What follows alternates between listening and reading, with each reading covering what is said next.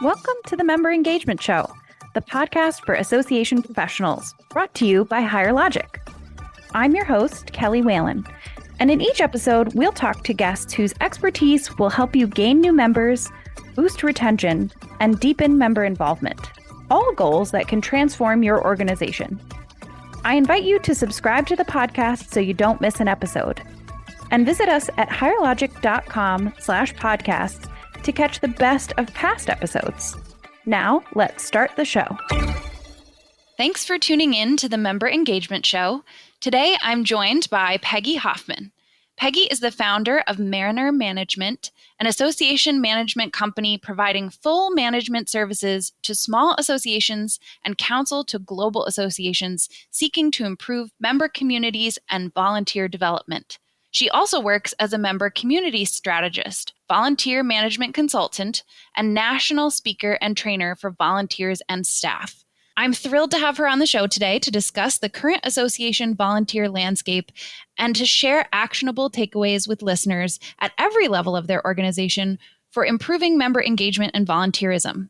So welcome to the show, Peggy. Can you tell listeners a little more about your background and your work in your own words? Sure. Thank you. And thank you for having me today. So Mariner is an association management company, which means that on a day-to-day basis, we have a board and committees that we're working with. The rest of the time, we get a chance to work with associations and a combination of the staff who work with boards and committees and then their own volunteers and the individuals that they have to interact with. So we do training on both sides of that. But it was in the context of all of that we began to do some deeper research in looking at the trends around how this was changing, this conversation around volunteerism was changing. And so we actually are the research team behind ASAE's two amazing, I have to say that, of course, but really comprehensive looks at volunteer systems in associations. So not looking at volunteer governance, but looking at volunteer systems, a more holistic look. And that was the mutually beneficial volunteerism in 2017. And then coming out of COVID, the holistic approach to volunteer management in 22-23. And on the side, we're also do the industry's leading benchmarking and exploration study on components, which is a significant way that we use our volunteers in our associations. Yeah, that all is really excellent because I feel like it's very helpful for organizations to have those benchmarks, to have that deeper insight into what makes volunteer programs work really well, because so many associations use volunteers in so many different ways. And I think sometimes I know in my experience, sometimes volunteer programs, they feel like maybe they're going to be easy. And then as you're working on them, you realize there's some roadblocks that hold you back in terms of the efficiency of the programs. So I think it's really helpful to be able to go to that research and go to those insights and learn from what works for other organizations or what observations we can gather about association volunteer programs that work really well. I think this is a perfect place to start out. Can you walk our listeners through what some of the research tells us about the current landscape of association volunteer programs? Yes. One of the interesting things about the research, the two studies that I just mentioned, is they tend to be backward facing, but they did help us identify what were some of the reoccurring challenges, as well as what are some of the shifts that people are trying in their volunteer systems to make a difference. Specific to that part is the fact that more and more volunteers are asking for, maybe we could say demanding, shorter term volunteering. And they're also asking for ability to get through that ladder at a much quicker pace. So there are associations increasingly who are looking at how do they build more of those layer lifts in their systems. How do they also then build the pipeline by using that approach? So that's been some exciting stuff we're seeing. In the last study, which had an incredible opportunity to look at a 5-year span, so think about it this way, pre-COVID, during COVID, and coming out of COVID, right? What we saw was a stability in the number of people who were willing to volunteer, and that may overshadow the finding within that, which is simply, yes, they get fulfilled, they see they're doing something important, but, and here's the important thing, I will stay fully engaged if it is an actionable opportunity. In other words, it's going to have an impact, and if it's using my time wisely. So the nuance in that is members do want to give to the organization. They just don't want to give with that unconditional, give us all of your time and we'll use your time based on how we think it should be used, or in our laziness, how we wind up using it. So I think that's a real interesting finding. But the good news in that, just in case you didn't hear it, was this idea that there is a stability in the volunteer involvement. People keep saying to me volunteering is dead, and I keep saying the volunteers say it's not. Yeah. But if you're presenting as a very traditional formal volunteering system, they are rejecting that. I was looking at some of the highlights from the holistic approach to volunteer management. I think sometimes this might be just certain associations, but I think in my experience working with associations, we always wanted our volunteers to feel really appreciated. And I think sometimes we thought that meant like not to tell them if something wasn't going well, like to just tell them like, you guys are great, we love you. Like, and I think that's nice. Like, obviously you want a portion of that, like appreciating the volunteers. But it was very interesting to me reading these highlights and seeing that volunteers also want to know if they're not achieving goals. So it was very interesting to me that they want to know like what the actual goals of the volunteer program are, what they're helping the association like do. So like if you as an association aren't measuring like what impact the volunteers are having, then you can't really tell them what positive impact they're having by working with you. And additionally, they want to know if it's like not going well, which is so fascinating because again, I just so much of my experience, we were so wary of kind of, I know we like had committees sometimes where we were like, well, they're not really doing what we wanted to achieve with the committee, but they've given us so much of their time, we don't want to tell them that. And it kind of feels like you do want to tell them that because they want to know that whether it's going well, and they want to have that information about if there's a way to improve. You know what it is? It's the everyone gets a trophy syndrome, right? I mean, and we did this. We've done this for years with our kids on art projects and sports and stuff. Everybody gets a trophy. Well, then everybody feels like they should be on the next best team, right? And reality, you're rewarding showing up. You're not necessarily rewarding effort or energy. So what we're finding is that folks, and I get a lot of pushback, by the way, just to say, get pushback on the people who don't really want to know. And I say, actually, they do.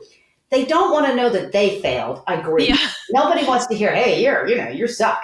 However, they also don't want you to waste their time. And so what they're saying in all of that is that if we're not moving the needle, then you're wasting my time. I need to know, did we move the needle? And I know, did I help move the needle? And if I helped move that needle, then you best scream to the world that I did that. At least many of our volunteers would like to have that kind of open recognition.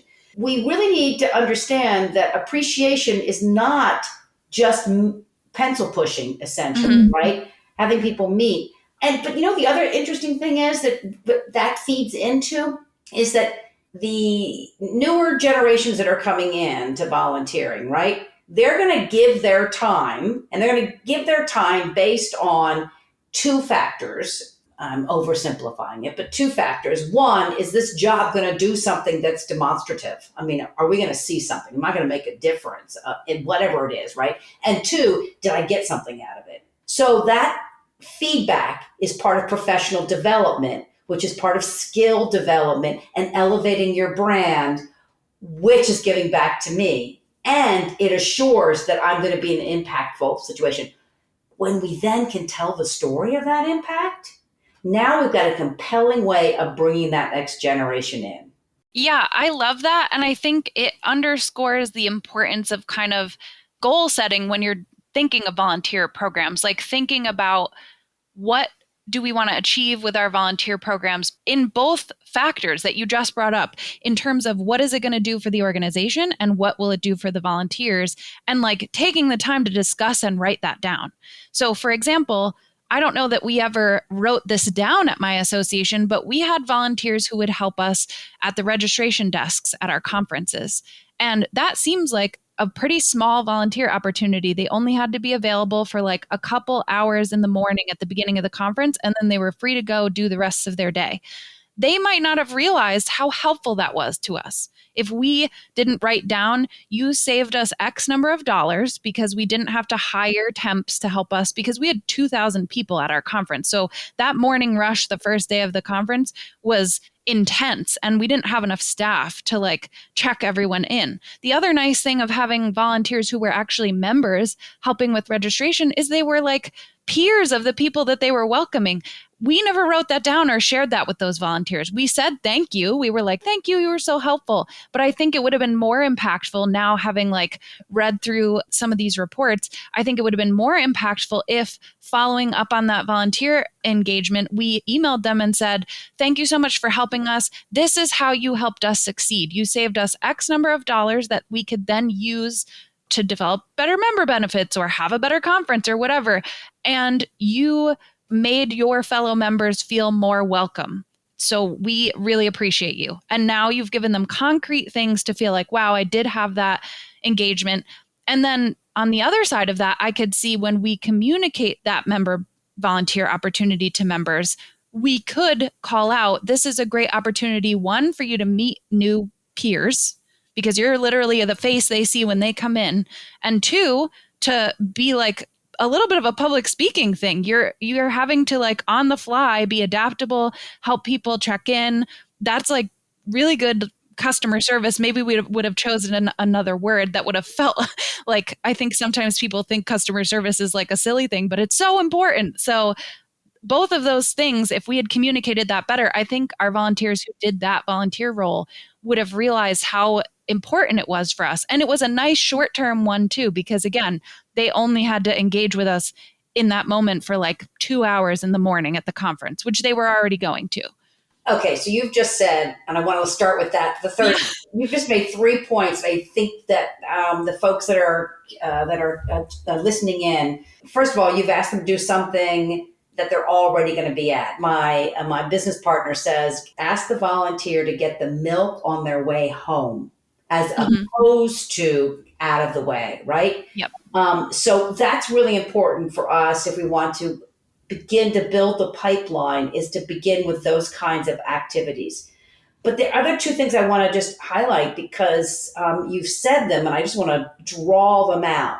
First of all, if you talk about the impact of that role, even though it's small, you will not have no shows. Do you ever Mhm. notice how when you, oh, it's such an easy volunteer, just come and greet, then people at their last minute, that someone says, hey, can you get coffee? Or hey, or they want to sleep in. They don't think it's important. So if you want people to show up, you have to tell them that it's going to be important for them to show up, right? And then I think that the third thing I really appreciated, and I didn't hear you say this, so I just want to pull this little baby out, which is, it's just like fundraising. You ask me for $25, and then you get me to give you $25 once a quarter, and then you get me to do it once a month. It is a door to deeper involvement. And it also creates an opportunity for you to find volunteers that you may not have known.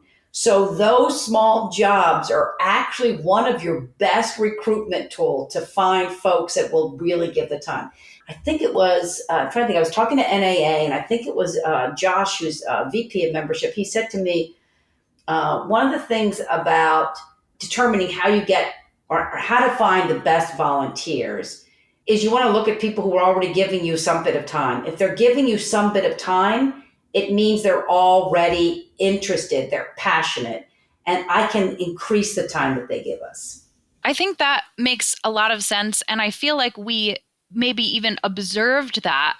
I recall in my work that we were sometimes worried about that because we would think, oh gosh, like the same person is doing like these four things for us. And I do think it's important to be mindful of that. But also, if they're willingly agreeing to do it, then they're probably getting something out of it. And I think it's the important part is what you just said too about, well, one of the important parts, because I feel like all of this is important. One of the important parts about what you said is making sure that you're then creating that pipeline so that, yes, you want those volunteers who are already engaging to keep engaging and engaging in more ways. but you also want to be bringing new people in so that you have them as well to be able to engage in multiple ways with your organization, and giving them those opportunities to put their foot in the door definitely helps. So let me go back to one other thing that you said, because I don't want us to lose it. And that is, you were talking about goal setting and Mhm. acknowledging the power of having a goal because it allows you to do the evaluation and the assessment. One of the things that we don't necessarily tie to that, which I think is a missed opportunity, is that when you set goals and you measure against those goals, you now have a powerful decision tool to either gain more resources to make that outcome better, gain more resources because the outcome was so good and you might take it to the next level. In other words, if you're looking at how do I develop more support, more training, more resources for my volunteer system, you are competing against all the other departments that need to have money for something. But you've got the numbers that show that this A was part of the strategic plan. We can't make progress on it because we haven't given the support. Or A, this was part of the strategic plan. We made progress on this. This team needs to continue and it needs the support at this level. I just think that's a missing part in how we make decisions on resourcing our volunteer systems. I think it also opens an opportunity to retire things if they're not working. Because I saw there was like an article on ASAE about better volunteer experience through feedback. And one of the stats that caught my eye was this concept that a certain percentage, I'm trying to find the number itself, but there was a certain percentage of volunteers who thought that they were impactful for the organization, and a much smaller percentage of the actual association staff who were like, yeah, they're helping us. And I think to an extent, you don't want to get rid of all the volunteer programs if you don't think they're having an impact, because you have to measure both the impact for the organization and for the members. So there may be some volunteer opportunities where you're like, this isn't doing as much for the organization, but it's doing a lot for our membership base, and thus we're deciding it is worth still doing. But some of them you might find they're not doing either. Like, they're not having an impact on the association. They're not helping professional development for the volunteers. And if you have that measurement, you can then bring that to whoever needs to help you approve the decision to sunset that thing. So, like, I feel like sometimes organizations get stuck in this, oh, well, we've always had this committee, or we've always done this volunteer opportunity. And having a goal and having measurement statistics to check against can identify areas where that thing you've always done is just not working anymore and it's not serving any of your goals. And then you can shut it down and open up more time to do a different thing that maybe would fulfill a goal that you have now. Yeah, and I'm going to jump onto this concept because one of the things we do not put into our decision making matrix is the true cost of supporting a committee. If you put a staff member as a staff liaison, there is a distinct number of hours. And if that committee is just a pencil pushing committee, it's just a committee that's getting together, but it's not making real progress towards the organization's strategic goals or mission, then you got to say to yourself, how else could I use that staff time? And we do not factor in the cost of committees. Because we're thinking, oh, well, we've got this committee and, they have a charge. Well, let's go back and look at the charges. Half the time, the charges do not lend themselves to measurable metrics. If there's no measurable metric, I don't know if they're doing anything that's useful, but there is a very real cost to that committee. Mm-hmm. So you layer over that the fact that we're getting disengagement in our volunteer systems because we're putting volunteers in things with charges that sound beautiful but don't do anything. Now you are potentially losing a good volunteer. So you've got a cost of your staff and whatever else it takes, all the other costs related to that. You've got the potential of cost loss of the good nature and the willingness of that volunteer. So if you've got somebody that showed up and they're interested in working for the organization and that committee is no longer relevant, sunset them and let them be someplace else, and then apply your staff liaison's time to that. And let's not underestimate the critical role of the staff liaison. In associations, we underestimate that role to an incredible degree. And what we're doing is we're harming the success of the volunteer experience, we're harming the success of the committee or the task force or the organizational group or the volunteer. All of our research has shown that the staff liaison has what I refer to as an outside impact on the volunteer experience. When we asked volunteers specifically in 2017, and we asked it similarly in 2022, we found the same thing, that the leadership, both the volunteer leadership and the staff leadership, had an incredible impact on how that volunteer expressed satisfaction with the role that they did. And so if that role is so important, we've got to take time and invest resources to make sure that individual is as well trained as possible. Well, I'm going to go back to that equation. If you've got a committee that's not doing anything and you're putting the staff person's time there, you could be using that time for staff training and then applying it to a program that's going. Or it could be the reason why that committee is not doing any good is because the staff liaison hasn't been trained to do it. So you've got to look at the staff liaison role in the context of all of this as a cost and as a contributor to the success of the program, to the volunteer, and frankly, to the organization. I am so happy you called that out. I'm literally thinking of a couple of the staff I worked with in my old roles where they were really responsible for different committees and how important it was when they were really good at that, and how sometimes that wasn't really seen as this major part of their job and they didn't really have the time to do it, even though they were doing, like, again, I feel an amazing job given the resources they had available to them, but they were never like that time and effort that they put into it was never like guarded as much as it could have been to understand, yeah, running the membership committee takes this much effort from that person, or organizing the board takes this much effort, or managing. I know our conference had a planning committee that helped them set the conference sessions and stuff, and that was a whole very intricate volunteer opportunity that had to be managed very carefully. So I think it is really important to understand that takes time, takes training.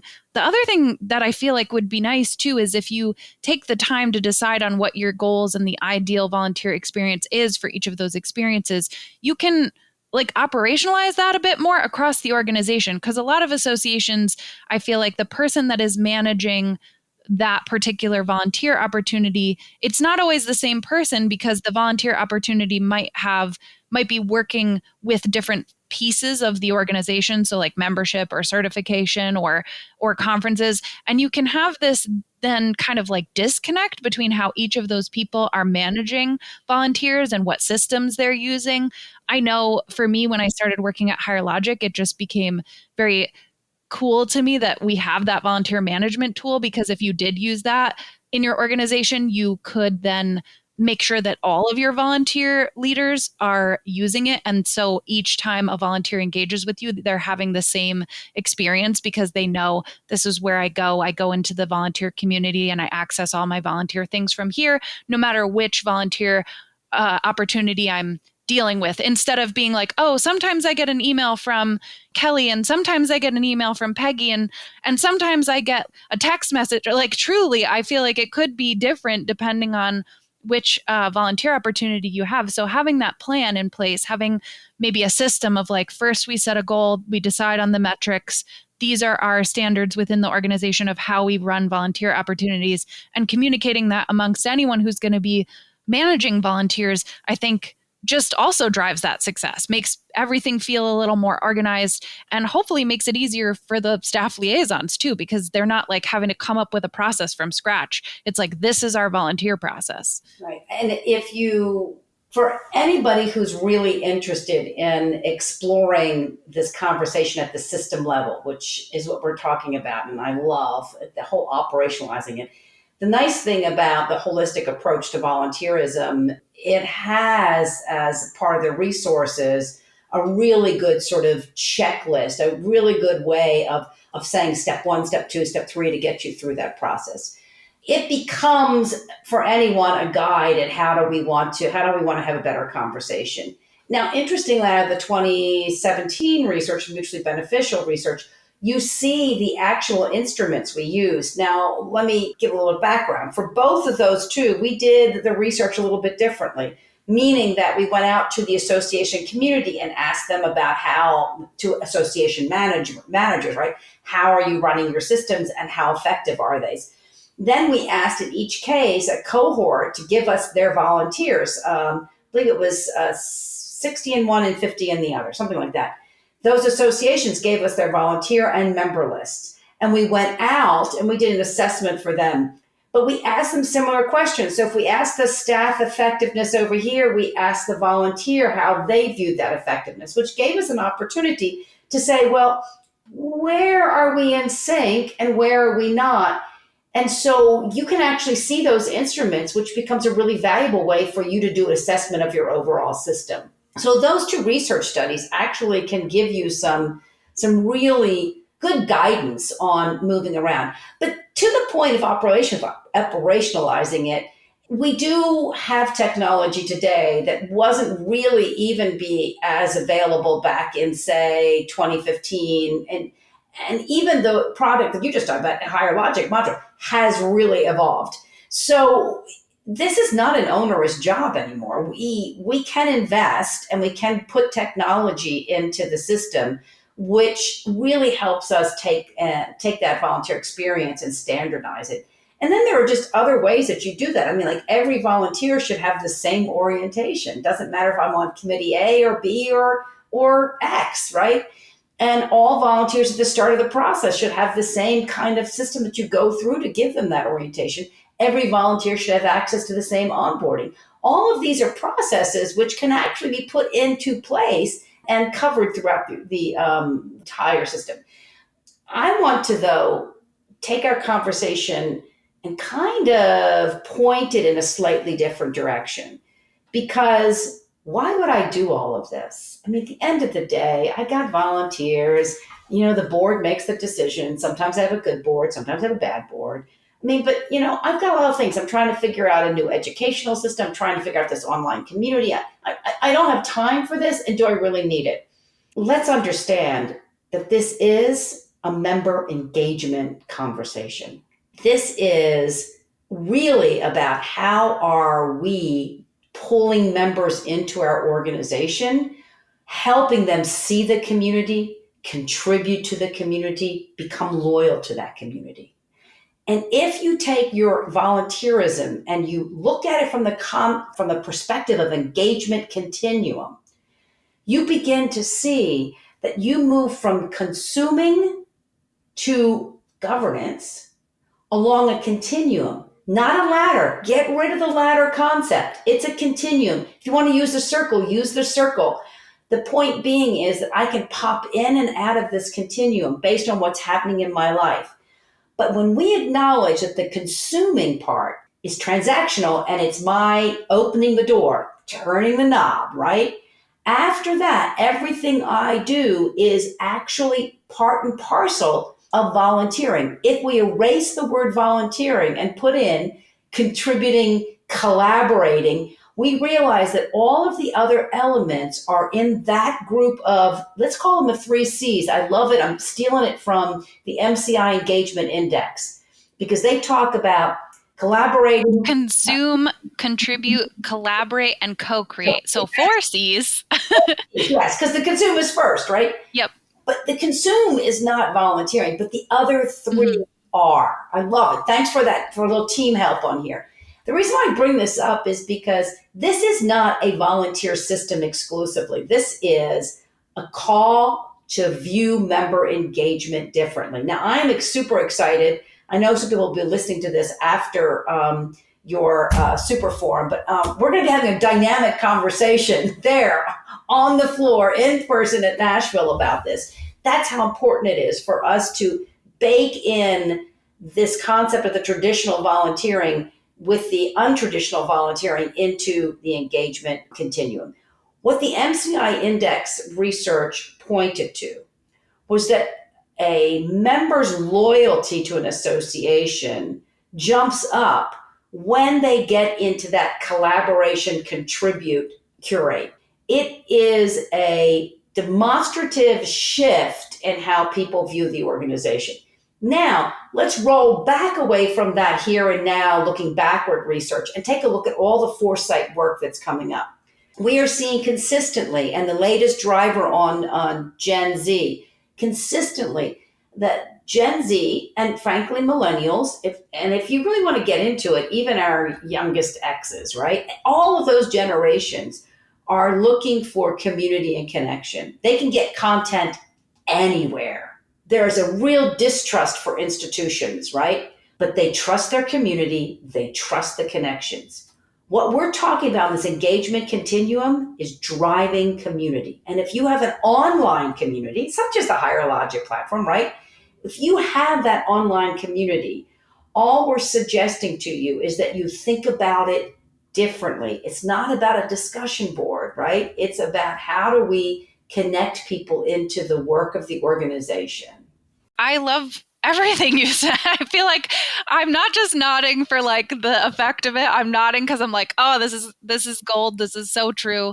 I think it's so important to get beyond the concept that you're just like talking at your members, that it needs to be this like, in order for them to feel truly engaged, it needs to be that back and forth. Like they have to feel like they're part of it, not just kind of an entity separate from you that just gets your emails. Like that's why I think online communities function so well. And like you said, there's so many sources of content out there now that people are not necessarily turning to your association for content, except that they want to be part of this community that they can trust. And thus they might turn to your, once they trust you and feel connected to you, they might turn to your content instead of just AI, for example. They might, instead of typing it into Chat GPT, they might actually go to the community because they know they trust those people there. But that's what it is about. It's they trust the people. They want to have that I'm connected to these other people who also do this job, who know what it is about that I do.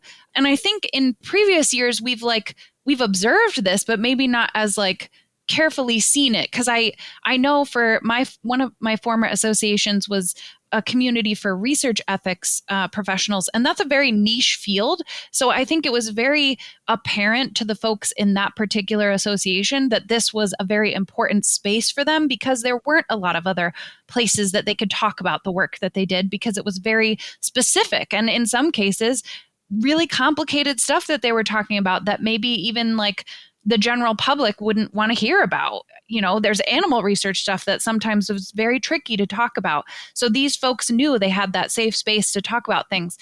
I think that's equally important in other associations, even if they can talk like on Facebook or something. There was just a study from, I think it was Vox Media and The Verge did a study that was showing that there's like a growing distrust of social media among a lot of folks, especially younger generations. They might use social media for like personal life stuff, but they're not really trusting it in like a work setting. And thus, like online communities are a space that is a lot like safer and more trustworthy, because they know like this is who's going to be in there. It's going to be other people doing the same job. And I found that not shocking to me as someone who works for an online community company, but very like validating, I guess. That all contributes to that kind of what you're calling out, that this volunteerism and creating these spaces for people to really engage with their peers, with your organization, it's all about that engagement. Absolutely.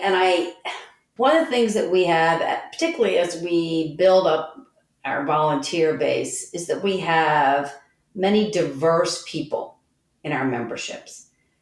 And if they can't find their people, whatever that means, then they're going to go either self form to find their people, or they're going to check someone else out. So, what the online communities and the many components that we can build off of that concept does is help people find their people. We members will naturally connect to based on issue, interest, discipline, or geography.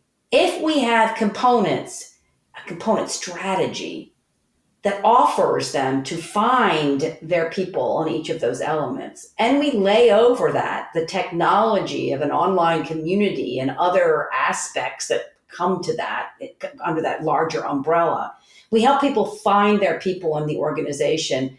And then if all of those enable people to be actively engaged in the knowledge building, right? And in the content and in the sharing of that, and where people want to lift their own individual brands or learning, the opportunity to do that. Now we've built a value proposition that is not based on how much money I save when I come to your event, but based on the value of being in the room with people that understand me and that I learn from. I love that. I love that because I feel like that is one of the big challenges I often ran into when I worked with an association. You get kind of hung up on like, well, we bring people in with member discounts, but that's not what's going to keep them. That maybe you bring them in that way, but that's not going to keep them. That's not why they'll keep renewing their membership. I do think that's part of the value proposition, but it's not the only value proposition. I want to steer us slightly because we've covered so much awesome stuff. And I want to get a little bit into if there's anything you feel like on a logistical level, at any level, like the governance level or anything below governance, that you would call out for volunteer programs. I feel like we've kind of covered it, but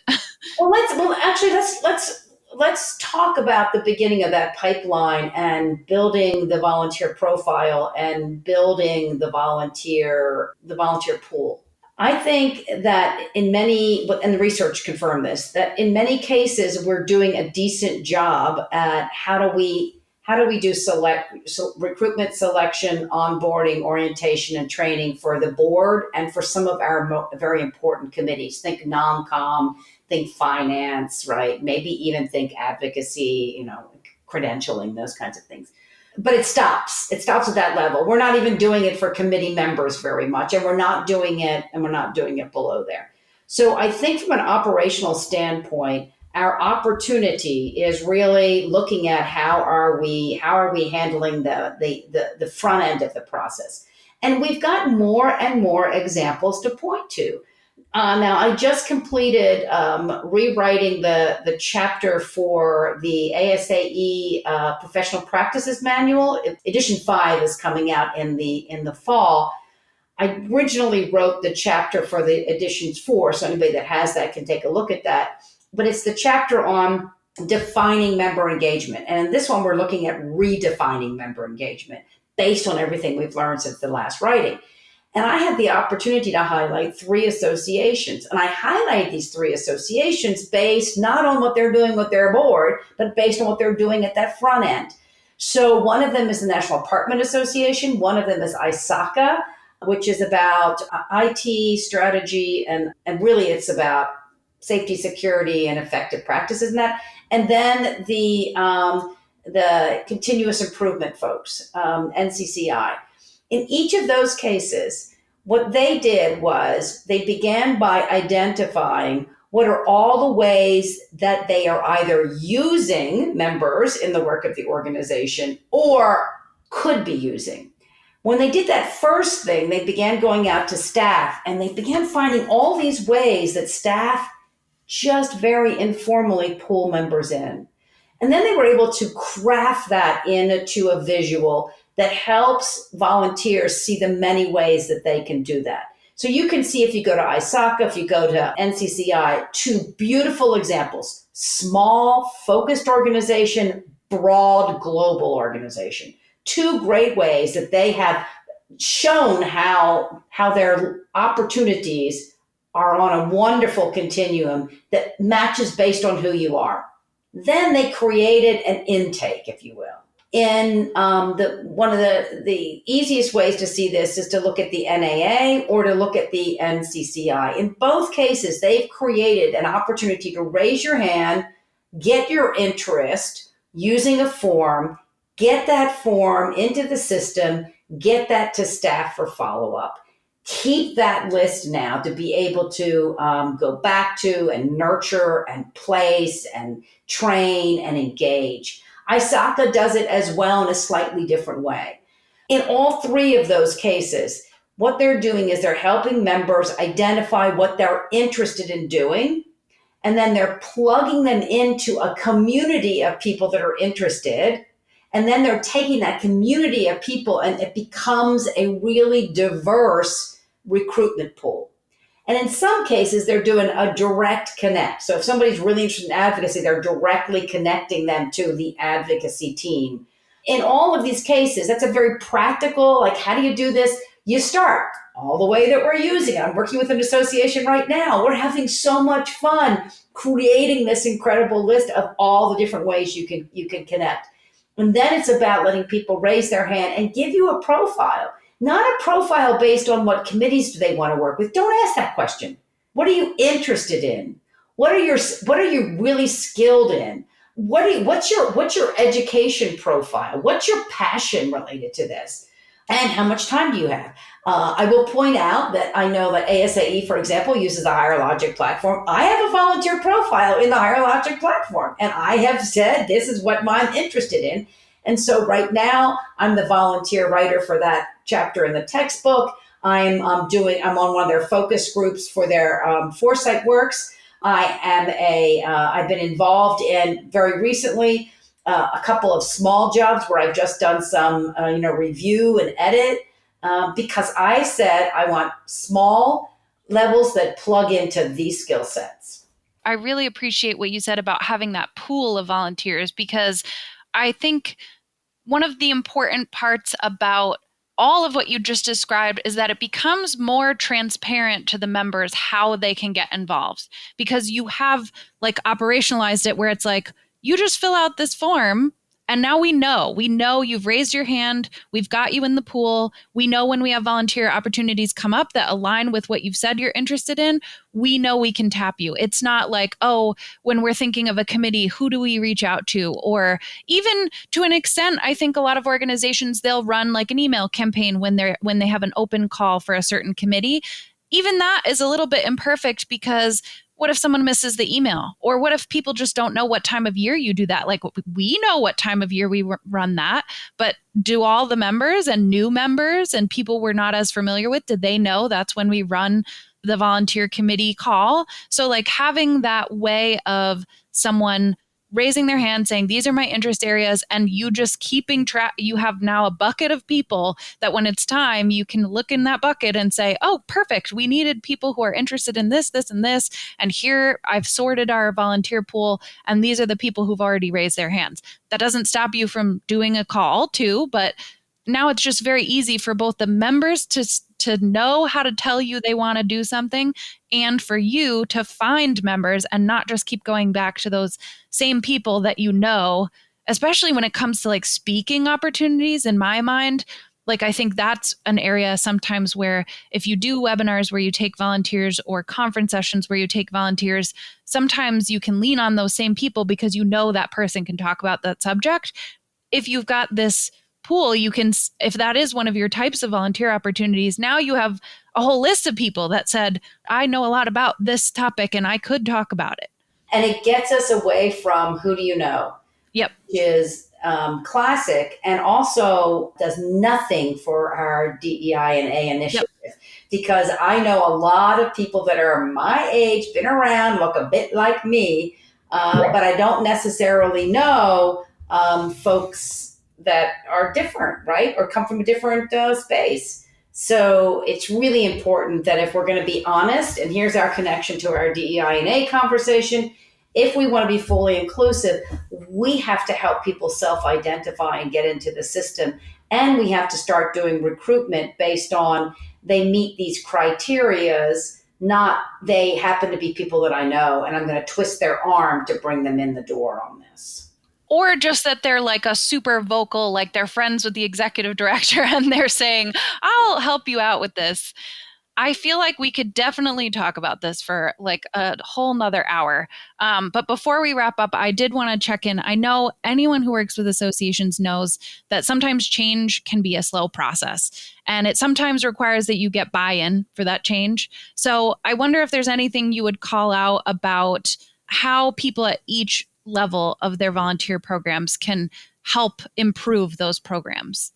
So, in each of those three cases that I talked about, the three individuals, in every case, the change really started at the highest levels of the organization.